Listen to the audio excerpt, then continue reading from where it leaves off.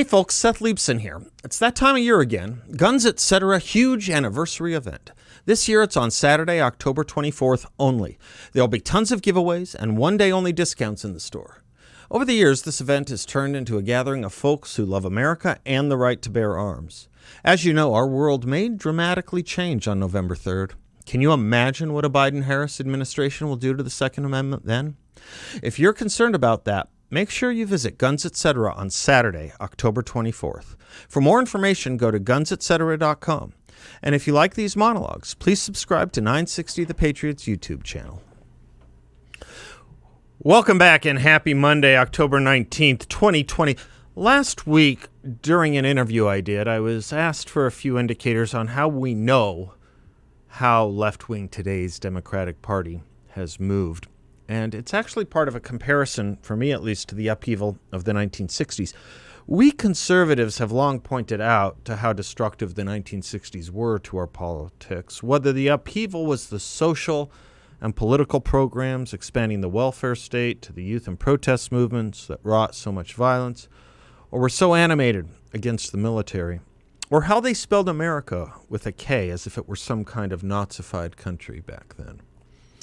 As for the past several years, we've said the upheaval we've been witnessing here was not as bad as all that. People back then weren't certain America could survive. In some ways, maybe nearly in every way, I've come to conclude today is worse. Consider the radical movements of the left in the 1960s and early 1970s, namely the Weather Underground and the Black Panthers.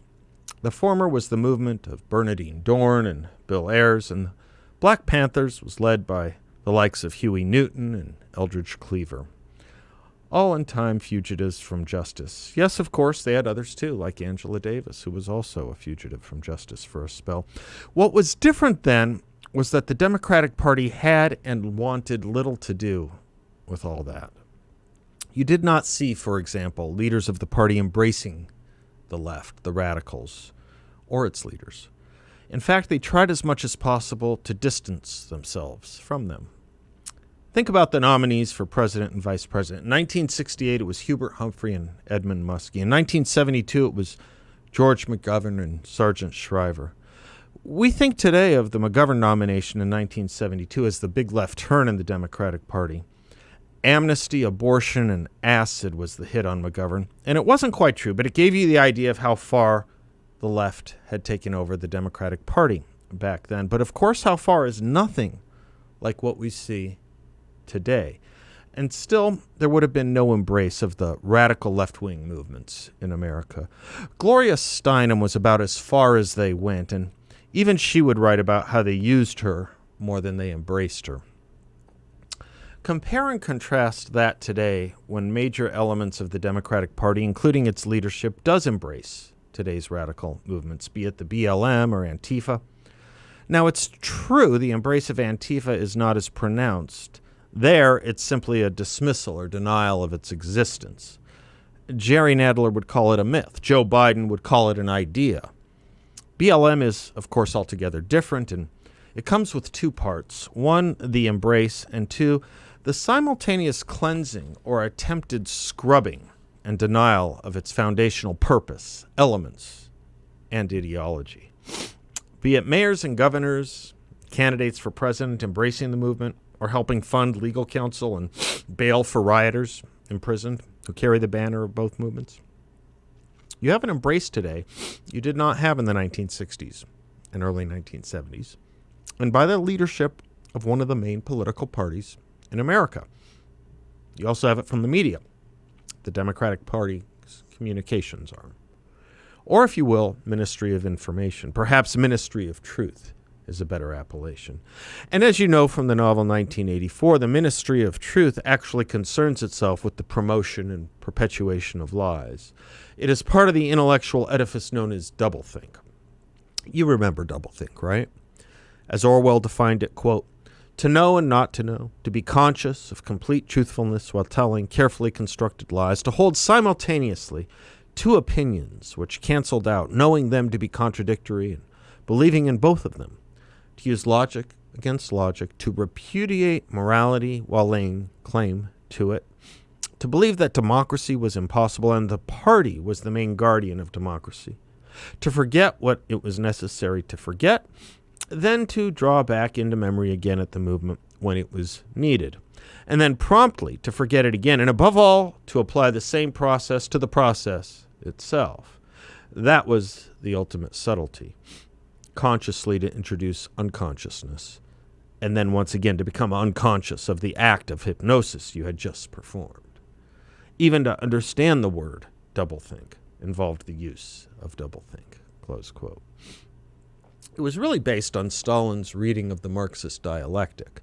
The best example is Stalin's use of the withering away of the state, where he spoke of being in favor of the withering away of the state while simultaneously strengthening the dictatorship.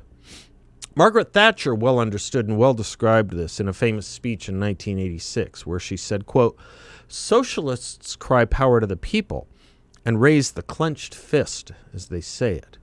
But we all know what they really mean. Power over people. Power to the state." But in any event, you now have your full embrace of the most radical elements of the left firmly implanted in and embraced in today's Democratic Party in a way that was never true before. As Leo Strauss put it of 1933, we are witnessing the rendering of the verdict of the least wise and least moderate part of this nation, while it is in its least wise and least moderate mood, and at the same time speaking of moderation and wisdom. This brings me to CBS Sunday Morning yesterday, a major profile of one of the founders of BLM, Alicia Garza. And why not? She has a new book out. To those of us that have researched the BLM movement and organization a bit, we knew the name Alicia Garza. She, as one of her co-founders, Patricia Couleurs, famously said of themselves, were trained Marxists. To point that out is to be considered missing the point or to engage in some kind of slander of a good and decent movement or good and decent people.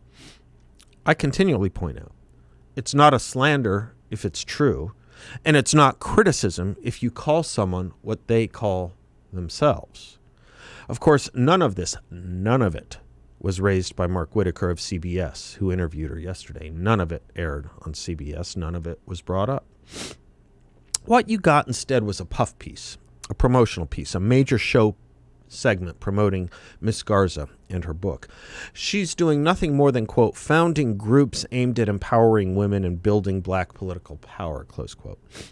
That was the most interesting thing to me. Not a single question on her actual and radical beliefs, just about how she got started, and not ideologically, but physically with the use of social media and a personal story. It was heavy on how she uses social media. But that personal story was the second most intriguing thing to me. Let me quote directly from the CBS transcript. Quote, "So that was your first big cause as an activist?" asked Whitaker. "I was 12 years old. I was in middle school," she replied. Then the CBS narration. In her book, Garza recounts a formative movement at age 17, a run-in with a police officer who found her smoking marijuana with a friend and let her off with only a warning. "I was a kid who was doing things all kids do," she said, "and I was given a shot. But most black kids who were my age at the time are not given a shot. And guaranteed, if I had been a 17-year-old black girl in West Oakland caught with the same amount of marijuana, I would have spent not just the night, but I would have had a criminal record," close quote. So I'm not following if you're not. 12 years old or 17 years old, we don't know. Perhaps the facts don't matter. But what is most interesting to me is her grievance, her complaint, her start is all based on something that did not happen and something that was hypothetical. She was a young black woman caught breaking the law. What she says she was doing was the thing that all kids do, using marijuana. I suppose, like when Nancy Pelosi says people will do what people will do when asked about Antifa destroying statues, just doing what most kids do. People will do what people will do. So Alicia was caught breaking the law back when anti-marijuana enforcement was much stricter than today, by the way, and she was released with a warning, with no incident at all.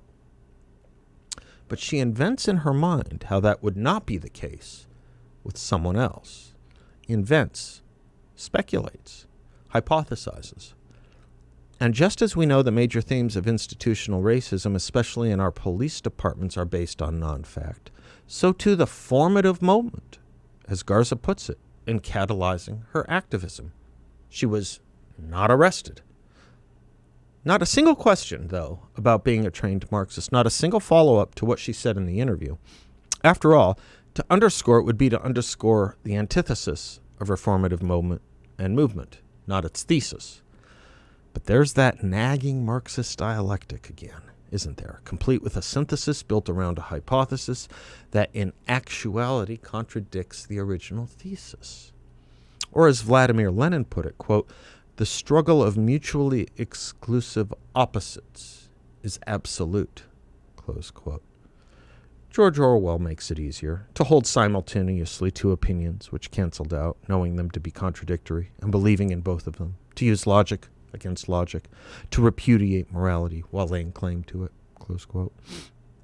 I'll have more to say about this in future monologues, but for the time being, let me just remind you, as I said before, you may not be interested in political philosophy, but it's interested in you. I'm Seth Leibson. We'll be right back.